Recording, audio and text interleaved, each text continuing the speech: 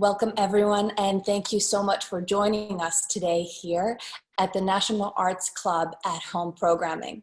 My name is Ella Mache, and I'm a co-chair of the Young Members Committee here at the National Arts Club in New York City.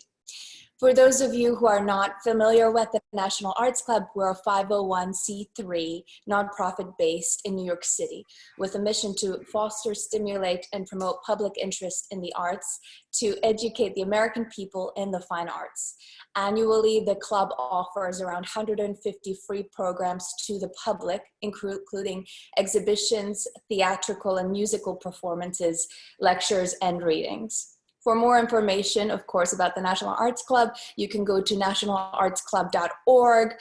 You can follow us on Twitter, Facebook, YouTube, and as we can see today, we're right in your living room. Today is a very special virtual trip that we're taking to explore Castello della Manta in Quegno, Italy, which is the Piedmont region of Italy. To speak further on this gorgeous medieval fortress, we have two wonderful guests today. We're joined by Chiara De Regge, who is a New York City-based interior designer and as well granddaughter of the castle owner, Countess Elisabetta De Regge. With her from Milano, Francesca Fossati, an architect. With Fi, we'll discuss frescoes and process of restoring the wonderful medieval castle that we will see shortly. We're very proud today to present this in partnership with Friends of Fi. And because we have a wider audience today than usual, I would like to say a couple of things to our Italian friends. Benvenuti a tutti. Voi grazie di essere venuti da New York a fare parte oggi del National Arts Club. Siamo onorati di avere una collaborazione americana-italiana con ospiti del FAI e di conversare qui oggi. Grazie. Following the conversation and presentation, we will have a quick Q&A. So if you have any questions for Francesca or Chiara, please type it on the side. We'll keep post of it and pull them out at the end of program. Without further ado, I leave you to a quick trip without a passport this time, a quick video of Castello followed by the discussion. Thank you and bon voyage.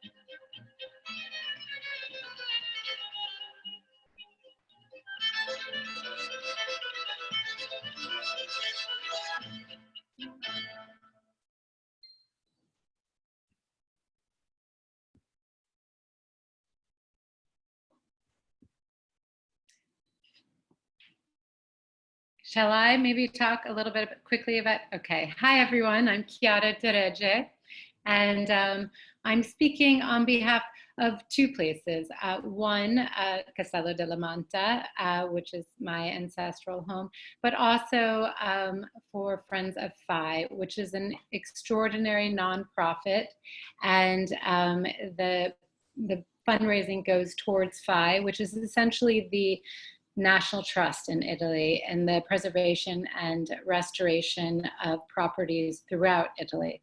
Castello della Manta is obviously very near and dear to my heart, as it's been in my family, but the work that Friends of Fi does enhancing Italian culture and helping New Yorkers here experience events that are related to Italian culture while raising money for Fi is also very important to me. And Francesca can discuss Fi and what they do a little bit more at depth. Okay. Thank you, Chiara. I'm Francesca Fossati, and as Ella Mishte said, I'm an architect specialized in restoration, and I've been working for Fi and in Manta for more than 20 years. So I was very lucky to do a lot of beautiful projects and to restore this beautiful castle, and we are going to show it. I think we can start with the pictures. This one here is one of my favorite photos. So behind it is Monviso, and the geography of Castello della Manta is it's located in Piedmont at the foot of the Alps. And it's actually my dad, when I was a kid, he used to love to have us fly into Nice, and then he would do what he called his James Bond drive over the Alps. Down to the foothills where we are now. And I, to this day, love the windy drive up the hill to Manta, where on a clear day, you can see Monviso behind it. It's a really special region, and it's also interesting for those who are familiar with wines. It's right near Le Langhe, which is where Barolo is from. It's also very near Alba, which is the famous truffles, and also near Pollenzo, essentially the home of slow food cooking. And Alice Waters was very involved with the School of Gastronomy there. So it's a very interesting region, rich in culture and rich in Italian cuisine and food. Okay. And, yeah. Here we see the map, and then the next pictures. Okay. We talk about the castle and a little bit of history. The castle is the first mentioned in a document dated 1227 as a residence with a lookout tower, the one that you can see in this photo, where the small medieval town of Manta had been perched on the hilltop. Although the original structure can no longer be made out because of many additions and modifications during the time, we can identify the three large buildings that trace the outlines of the castle keep. The one built by Valeriano Saluzzo della Manta that you can see on the right part of the tower. Then on the left side of the tower, you can find the one constructed by Michele Antonio Saluzzo della Manta in the second half of the 16th century, and the one built by Valerio Saluzzo in the last years of the same century. But of this last structure, there remain only a few rooms. So in this presentation, we will talk about the part of Valeriano and Michele Antonio. Then at the end of the 1700s, when the Saluzzo della Manta line died out, the castle was turned in a military hospital, a very difficult period for our castle. And but in the mid of 1800s, luckily it was purchased by the Radicati di Marmorito, who restored and restructured very well the property, giving it its current configuration. Then it was donated to Fi in the 1983 by Elisabetta de Renoge Provana, who is Chiara's grandmother, who had inherited the property from the Radicati di Marmorito family. Okay, Chiara, then next. This slide here is the main entrance, the front of the castle. You can see the tower. We actually have a very beautiful guest room in that tower that I love to stay at if no one's visiting there. And in front of it is a park-like ground and stables. And my grandmother used to love to ride her horses. She was a great equestrian, and even now to this day, if you look in the garage or in the stables, there's blue paint chips from, she painted the stables and the garage blue herself because she thought that it would fend off flies. But one of the things that I still love to this day is looking at photos of my grandmother riding, and she would, I think in the next photo you'll see, she would put up her own jumps. And here's one where I think that knowing my nonna, she probably used the chairs to raise the height of the jump here, and she would just ride all over the countryside and then here as well in the front of the castle. And even to this day, like 2 years ago, I was at an equestrian event outside of Milan, and some older gentlemen came up to me and they kissed my hand and went on and on about what an extraordinary equestrian my nonna was. So horses and animals and nature are all very much a part of my heritage and my family's life. That next. And here you can see, here you can see the Fountain of Youth, which is in the baronial hall, which is 15th century. It's a very, very beautiful room, and this fresco is a very powerful one. You can see there are, when we stand to another slide, you'll see how there's a elderly people and elderly animals, and they go to the fountain for rejuvenation and then they come out. And so this particular room was actually commissioned by Valeriano, who was the illegitimate son of Tommaso III. And he wanted to prove himself and have a home as significant as Tommaso III of the Saluzzo family. And so he made this rather magical room. And if you go to the next slide, I think you can see, well, again, here on this one side of the wall, you can see that after the elderly come out of the fountain, they're rejuvenated. My grandfather used to love this particular moment. The now much younger man is pulling the woman into the forest and saying, come, let's make love. And she's saying, no, what will people think? And I think for the time, this was pretty amazing. You know, to have on your wall. There was nothing religious or anything on this wall. In fact, it was this beautiful story and quite erotic. The frescoes are also so interesting for the perspective and the depth and the size of each moment on the wall.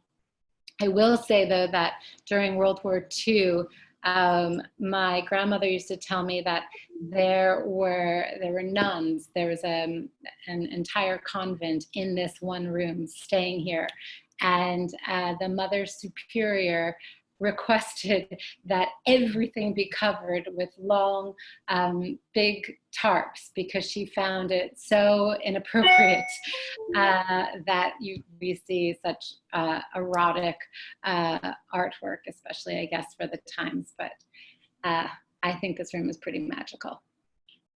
We can go to the next slide. Next.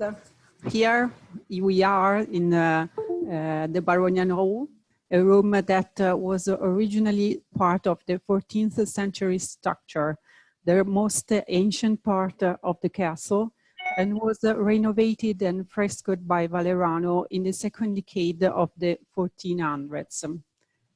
The frescoes on the walls demonstrate the passion of the aristocracy of the Valeranos time for heraldic culture, and it was in homage to his father, Tommaso III, who was talking Chiara, that he had the cycle of frescoes dedicated. This cycle is very revealing of the international Gothic culture fostered by the European royal families and of the time. And it is certainly the finest example of its kind in the Piedmont region, as well as nationally and in Europe. However, we don't know who painted it, and the modern art critics attribute it to the maestro of the Manta.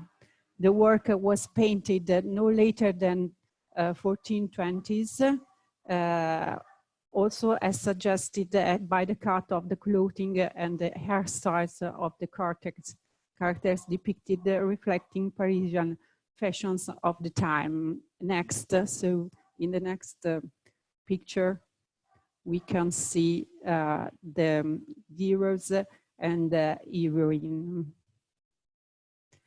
And I get a kick out of this. I find it really kind of funny that Valerano had this story of the 9 heroines and 9 heroes painted on the wall alongside the tale that his father had written, the Chevalier Errant, which is underneath the characters.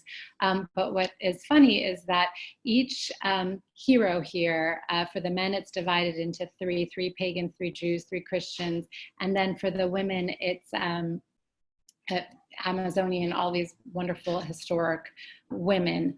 And Valerano had the faces done to match family members. So for instance, King Hector is Valerano. He's the one closest to the fire mantle. And then in is his father, Tommaso III. And he is Alexander the Great. And then after him is Julius Caesar.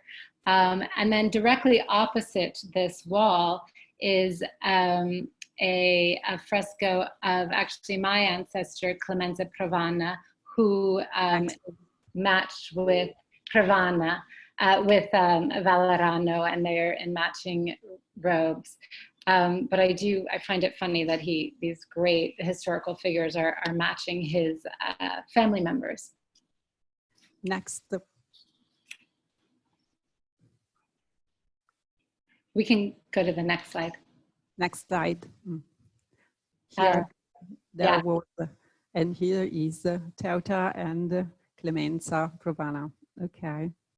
And the one in pink, the pink lady, is my favorite fresco. I think she's so beautiful. But obviously, I love the Pravana one as well, even though she's beheaded. But and probably the face is the face of the Tommaso's wife was Marguerite de Russie. Next, so in the next pictures, we see all the heroine and heroes, and then you can see they wear all some weapon, because it was important also to show the warriors' capacity of also the women. And there are the trees that are very present in Manta, in all the frescoes, also in the others, in the other walls, and the inscriptions under every character shows and talks about a little bit of the history of the women or the heroine or the man. And next, we will talk a little bit about the restoration of this masterpiece. In fact, the frescoes were restored in the 1980s by Fai, who entrusted this delicate work to Pinim Brambilla, one of the most celebrated and skilled restorers in Italy, the one that who restored Leonardo's Last Supper in Milan. Restoration was accompanied with a campaign of analysis and surveys and to investigate the state of the paint and then decide how to restore them. Time and the use of a fireplace covered the walls with dust. However, apart for some cracks and some holes, little holes, the walls were quite well preserved. To start with, restorers proceeded with many cleaning samples. As you can see in this picture, it is the beginning of the restoration here. And half of the faces, half of the fresco is not cleaned, and the half on the right, you can see it is cleaned and restored.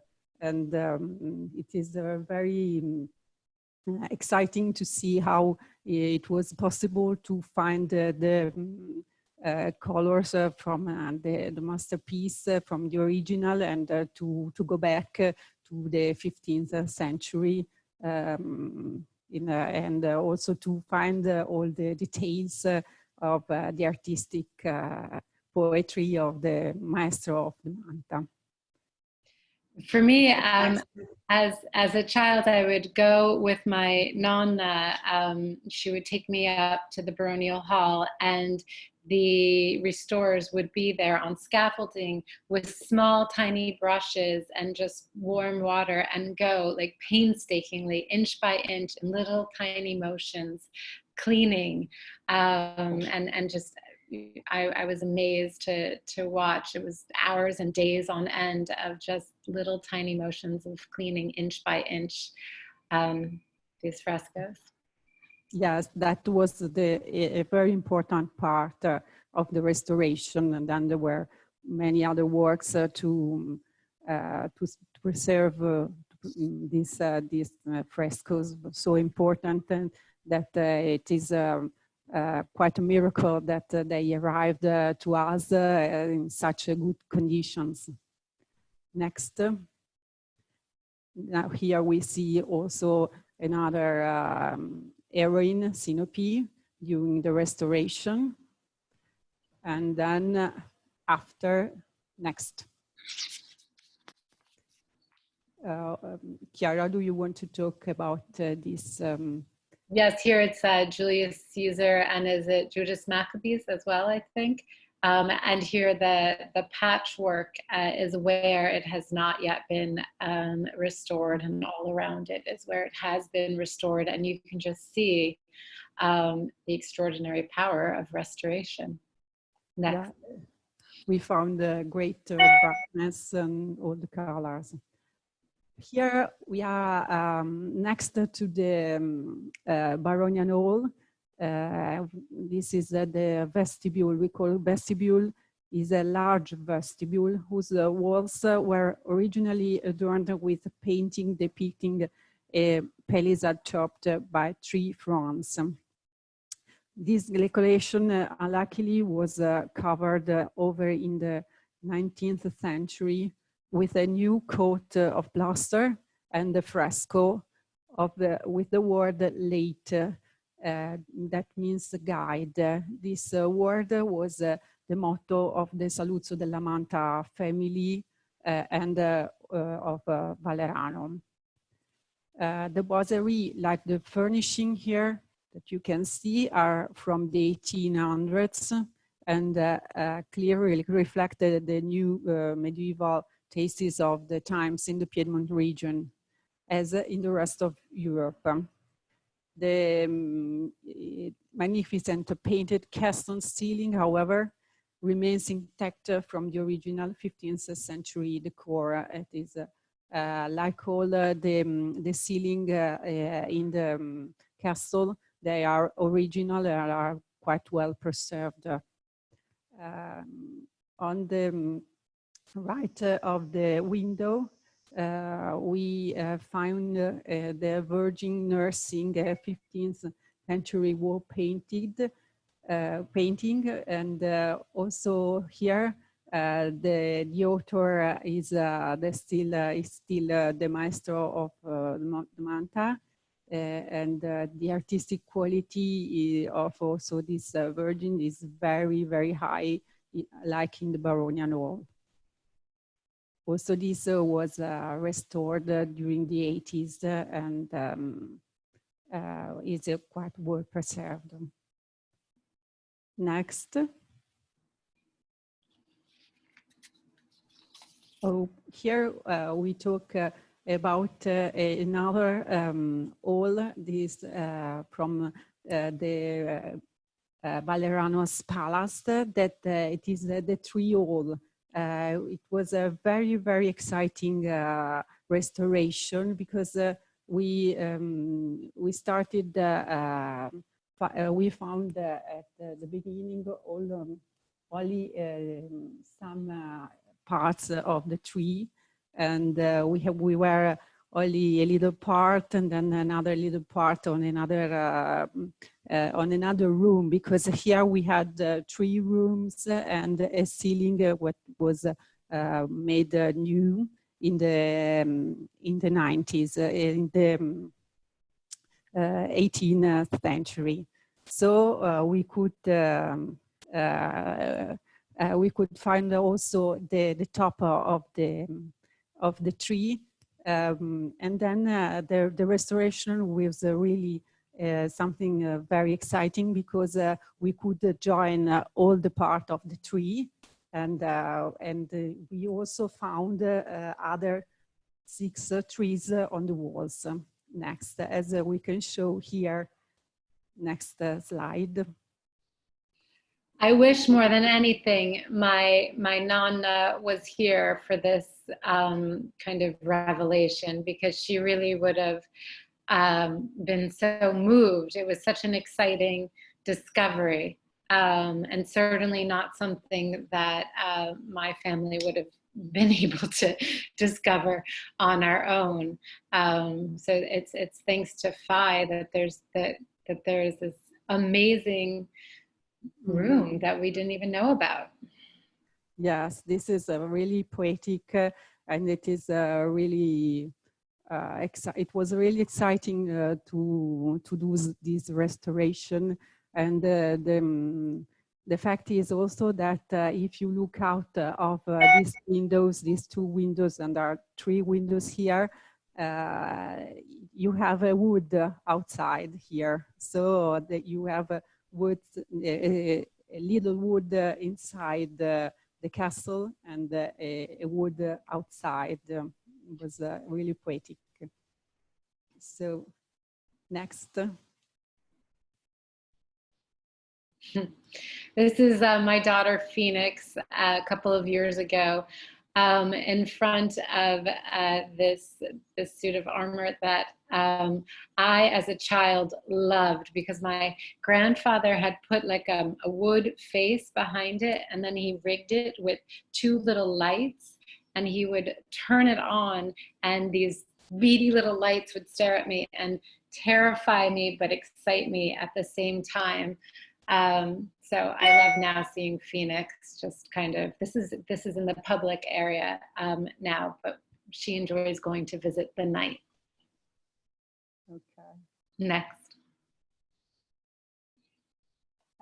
From that staircase, that it is a marble staircase, we are going from the Valeriano's Palace, from the medieval part, to the 16th century part of the castle. And here we are in the kitchen of the Michelantonio's Palazzo. It is a very, very big kitchen with this big fireplace. And he has this terracotta floor that it is typical in this part of Italy. And there is something, Chiara, that you would like to talk about that secret passage. Sure. The door that you can see to the right that's open, it leads to a little staircase that actually goes down to wine cellars. But when I was a child, I was told it was a secret passageway that went all the way over to the castle of Verzuolo, the neighboring town. And so I would try to follow that path and try to get to the castle of Verzuolo. But still, you can see, it's very easy to believe why that story emerged, because it's a bit of a mystery. It's just a staircase that goes nowhere. Okay, next. Okay, here we are still in the Michele Antonio's palace, 16th centuries, and this is the most striking room in the apartment of Michele Antonio, the hall of grotesque, which takes its name from the decorative motifs displaying a complex iconography. The hall is a rectangular shape with 4 windows and a ceiling with a pavilion vaulted with a lunette over frieze adorned in stucco motifs with the Michele Antonio monogram in the middle, and A. The really complex iconographic program of the frescoes of the vault is drawn directly from the book of formal Hans that was dedicated to the Duke Carlo Emanuele of Savoy in 1587 by Valerio Saluzzo della Manta, cousin of Michele Antonio. In the wall in front of us, we have the great fireplace in the classical style, above which in the later half of the 19th century, you can see a medallion bearing the coat of arms of the new castle owners, the Counts Radicati di Marmorito. These are all elements that talks about the history and the transformation of the castle, and they are quite important. Next. Here we have a part of the decoration of the vault that it is really curious. Do you want to talk about it, Chiara?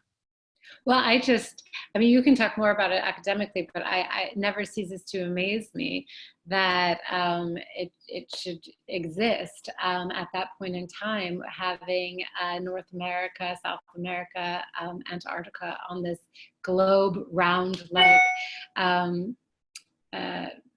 fresco. I think it's fascinating timing wise how they were able to get that understanding of geography and execute it. And I believe you know, much of the ceiling was about proving one's education and knowledge of the world.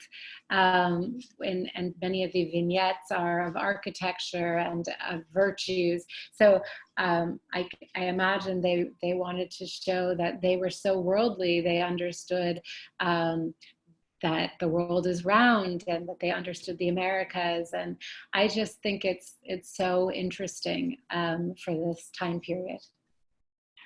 Yeah, it's a then next,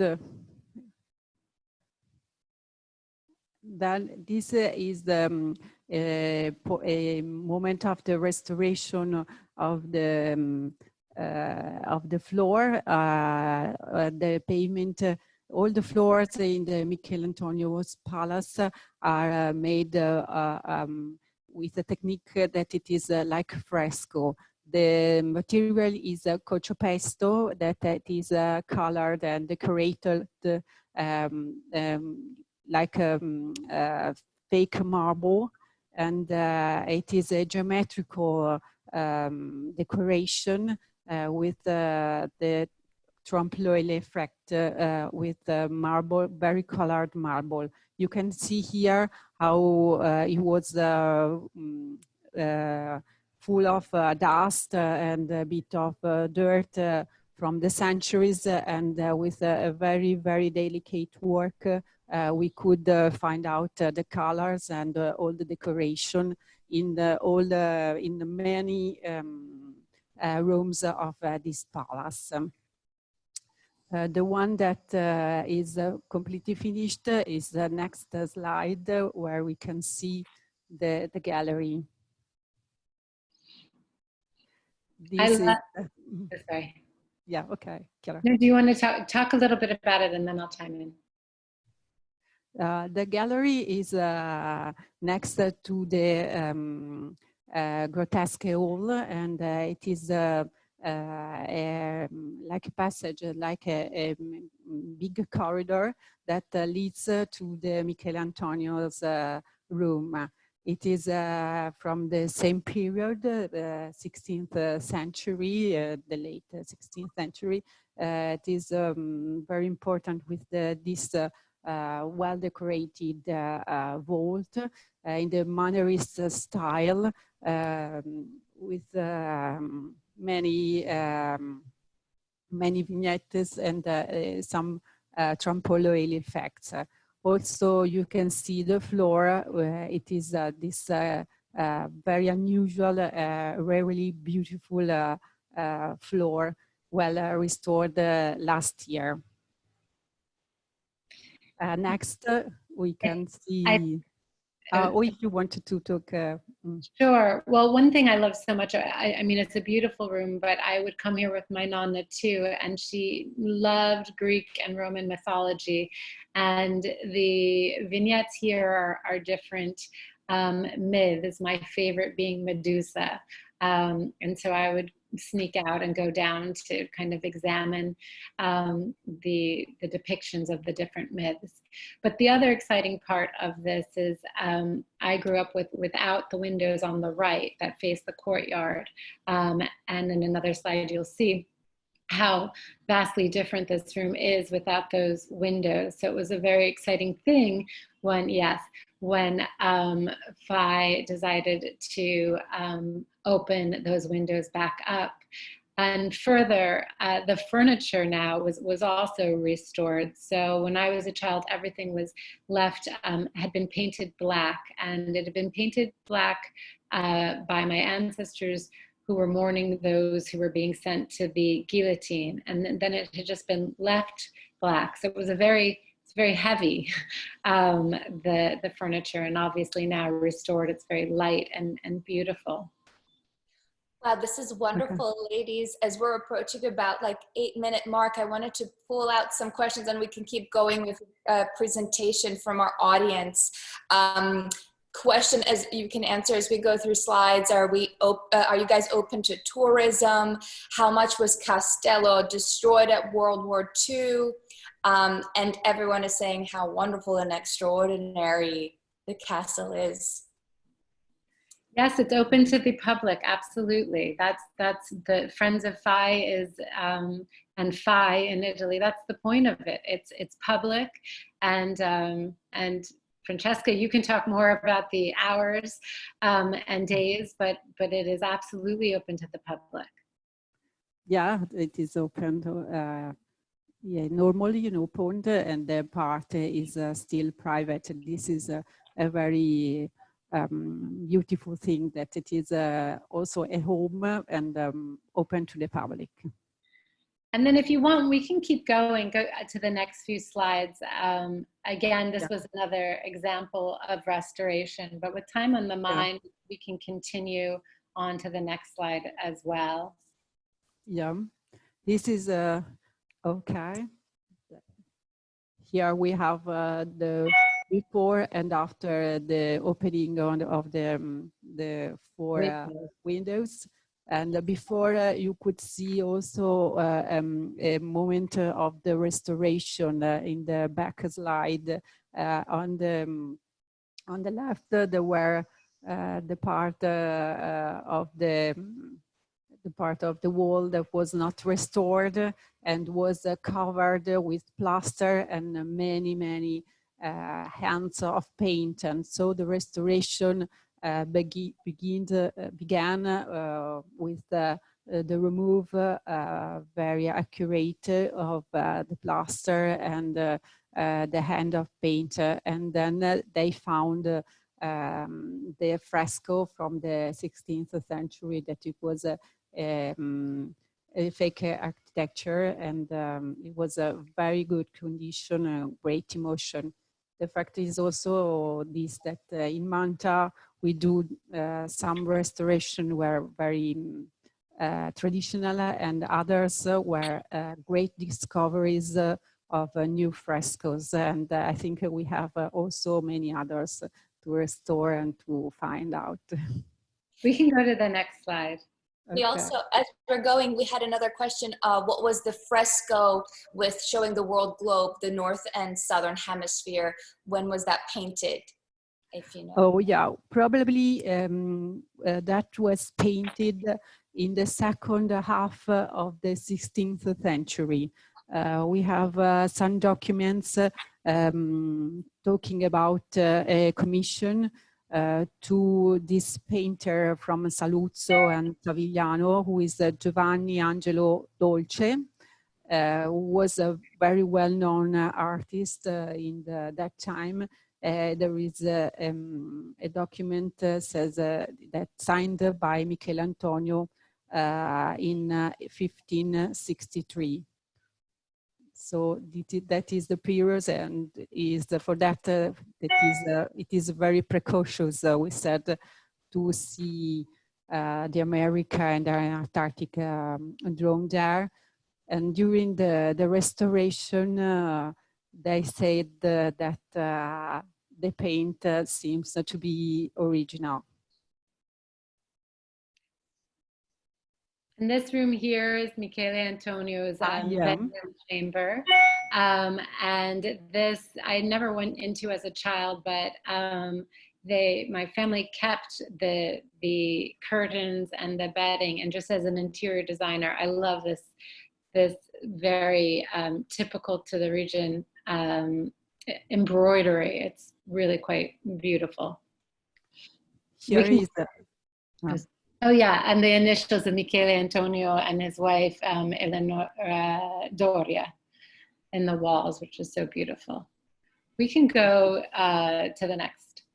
So for someone who asked about the public part, much of the castle is public, and then there's the private part where my family and I still reside.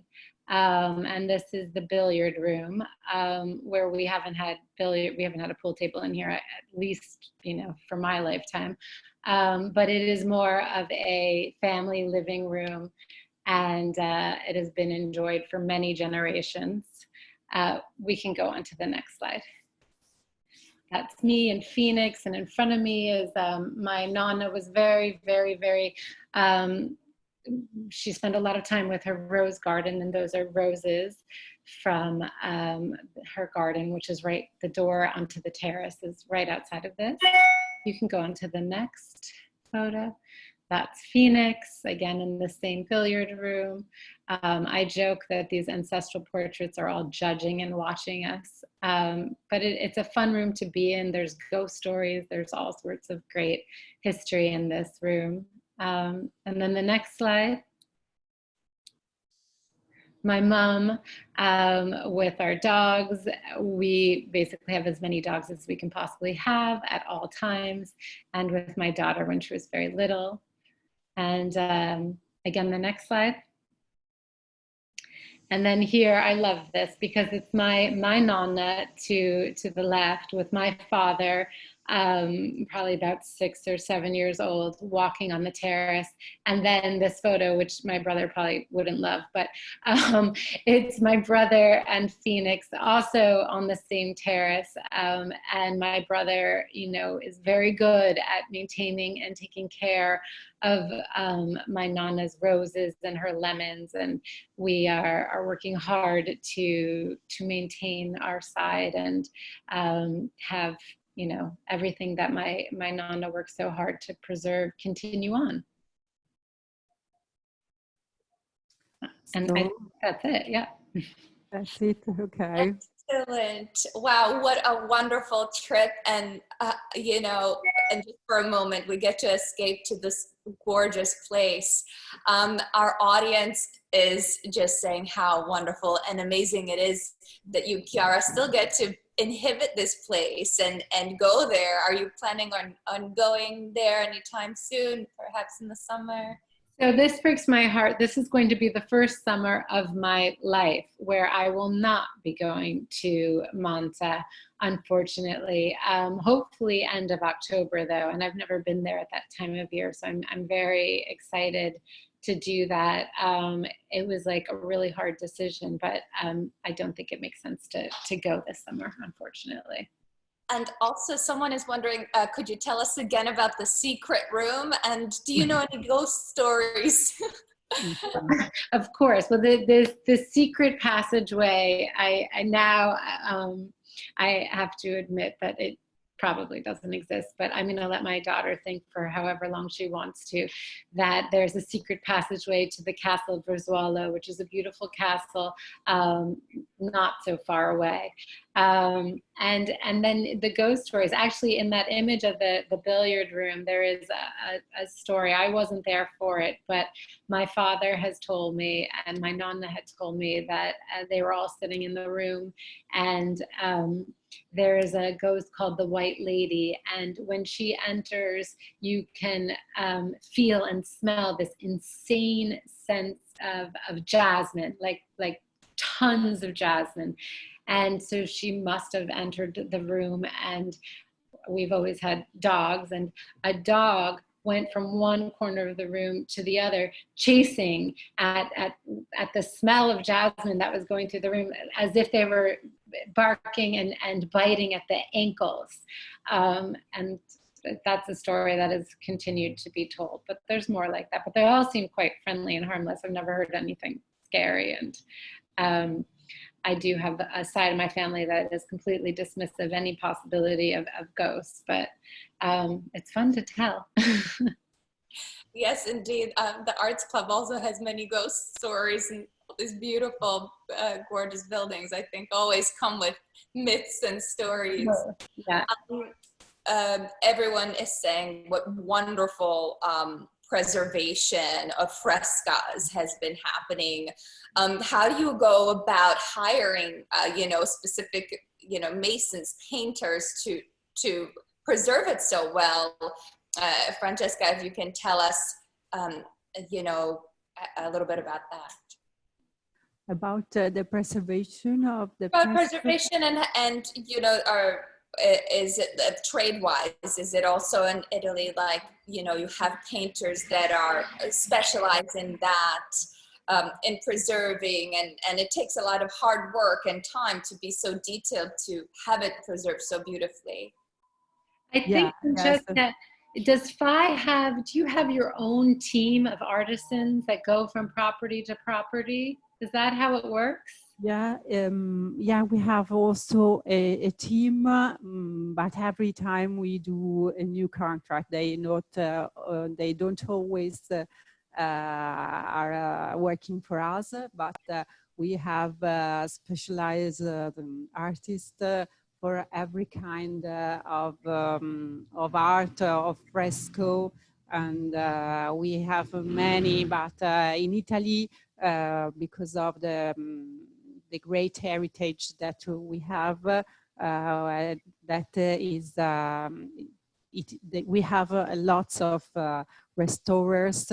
In particular, in Turin and Piedmont, there is a very, very good tradition, also family tradition of restorers that they are fathers, and I know a father and some daughters doing the same work, and they also worked in Manta, in the Church of Manta. Next time we will have to show also the church that has got very, very beautiful frescoes, well restored. This is in Italy, we do it a lot, and we are lucky about it. That's so beautiful. I love preservation of history, and learning through those frescoes about those life and times is just such an exquisite gift, and I love being a part of this. Someone asked also, all the way from Guatemala too, a question. What is the best way to find out more about FI, about Castello, and coming to visit? Okay.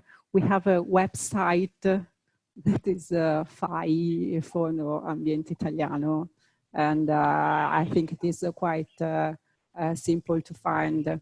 We are a Light National Trust for Italy, and so we have our website with all the news about our work, our mission, and what we do, what we would like to do, and how you can help us doing our work. We have 66 now sites throughout Italy. You can visit them. You can have also a virtual visit. You can study. We have a lot of activities for the person that loves history and our country. That's so beautifully said. Thank you so much. And I guess lastly, I want to ask Chiara, one of the questions was how, also being an interior designer, you've been surrounded by so much beauty, so much history that's centuries old. America is a couple 100 years old. How does, your gift of your wonderful family, growing up there, and the back and forth of worlds, how does that inspire you, influence your work, and or even like personal, like family stories? How do you carry that on with life and work?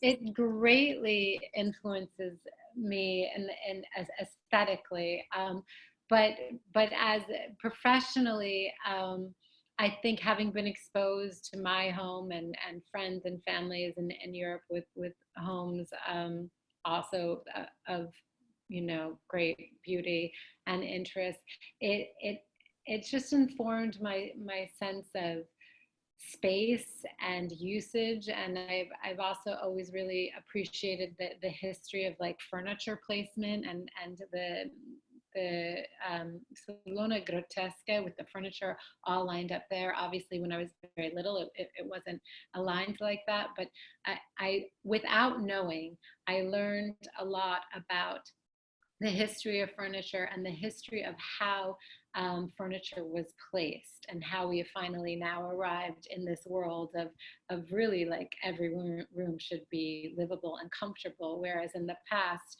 you were going through rooms not necessarily to linger, and so without knowing it, I just absorbed a lot of knowledge about things spatially.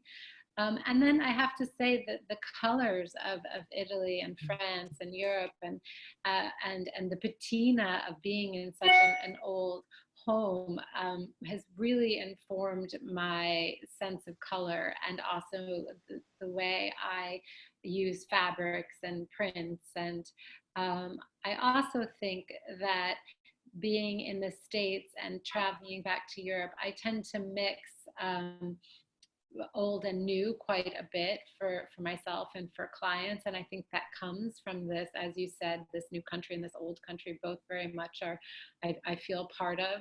So I'm very comfortable mixing. And then I have this wallpaper line that's very mural-like, which is certainly informed by the frescoes that I've been so influenced by.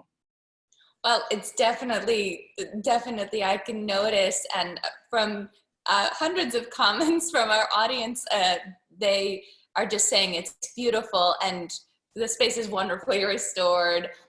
It says, thank you, Chiara, for sharing your family stories. Gives tour so much dimension and heart. Oh, that's so lovely. Oh. I think that really says exactly what I wanted to say as well. To wrap up, I'll let you ladies say if you would like to contribute anything, and then I will wrap today's event, but over to you, ladies. Absolutely. I did want to say that for those in the States who are watching, you get to see firsthand the power of restoration and how important it is. And it is very easy to make a contribution, a tax-deductible contribution to Friends of Phi, and that money goes directly over to Phi for projects like Manta and one of their other, many 60 beautiful properties. So I highly recommend contributing, because it's pretty amazing what can be done in the world of restoration. And as you can see, I think the beauty of Manta is that it was very well preserved. And in 1983, when my nonna decided to donate it, it was because Phi is so devoted to preservation and restoration, and we get to see how effective Phi is in the restoration process.